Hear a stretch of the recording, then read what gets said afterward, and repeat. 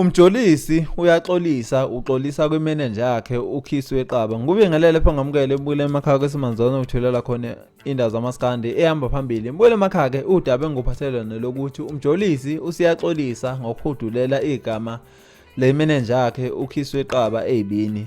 Kuzokhumla ngempela ukuthi usonila izolo ngempela umjolisi ufake indaba ezibhlungu zokuthi ngathi uyaxhaphazeka kodwa futhi umuntu omxhaphaza kakhulu ngathi imeneja yakhe. Ube ngempela udaba ngempela ke obelikhulunywa kakhulu lapha ekwenza ukuxhumana ngempela. Abantu abaningi beze bahlasela imeneja yakhe uKhisi weqaba ku Facebook ngempela. Abanye bemthuwa besho ngempela ukuthi udla imali yengane. Ngempela ke ubese phawula ke nawe uKhisi weqaba ngalezi izolo ebhekise kuye. Ubese esho ngempela ukuthi okubhlungu ukuthi yena akazi lutho ngalento le eyenzakalayo. Uthi yena akazange athathi amalokho ama-banking details akhe wafaka ama-invoice ukuze makhokhela umjolisi imali ingene kuwe njengokuba umjolisi ubeshilo. Ubese esho ngempela ukuthi yena akayazi yonke lento eshiyo umjolisi. Ubese esho ngempela ukuthi into ayenzayo ukuthi umjolisi weza kuye ukuthi amsize.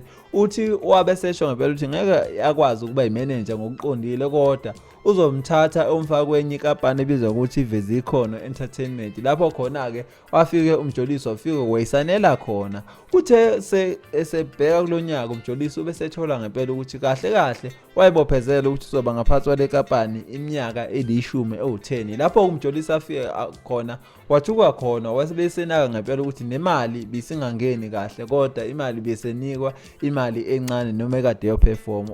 Umjolisi ke ubesethatha lo daba alifaka Facebook washo ngempela ukuthi yena usola imeneja yakhe njengoba ubesola ngempela ukuthi imeneja yakhe ihlangene neVezikhono Entertainment badla imali zakhe. Uthi ubesefonela imeneja yakhe ke uKhisi weqaba. uKhisi weqaba wayekhipha kulolu daba wathi akazi lutho yena ukuthi kwenzakala kanjani kule kampani nale ndaba yokuthi badle imali yakhe. Ubese esho ngempela uKhisi weqaba ukuthi yena wamsiza umfaka kule kampani besengazi ukuthi kwenzakalani kodwa wayishilo kumjolisi ukuthi uma ukhona into akangayiboni akobuyela kuye yena uKhisi weqaba azomtshela ukuthi khona izinto akangayiboni. Umjolisi ke buza lokho ukuthi wayengabuyeli ngani uKhisi weqaba ushilo ngempela ukuthi bejana ukuthi uKhisi weqaba uhambisana nayo le kampani bamhlanganyela bamroba. Bukele emakhaya ke izona indaba engithengaphathela zona. Nathi ke lapho khona ulive lapho khona umjolisi echaza ngempela ukuthi kwenzakala kanjani warobheka kanjani. Bukele emakhaya wena ngabe uyibona kanjani lento le uma umjolisi ngempela esehoxisa lento le bezisho ngokuthi imeneja yakhe idla imali. Kodwa ke manje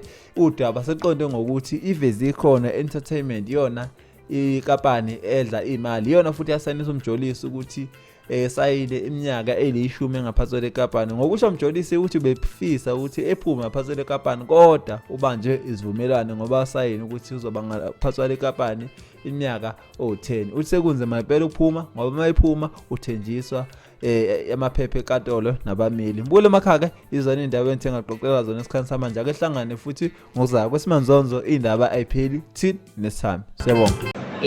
Okunye mhlawumbe ngizokucacisa ke ngoba ngithe mangibhala izolo abantu base begijima beyothinta imeneja na avele but lo muntu obengisiza ngezimali bagijime bayothinta yena ukuthi awu manje kwenzakalani ekubeni naye engathi ulwazi lokuthi khona abantu ababenza lento bengenalo.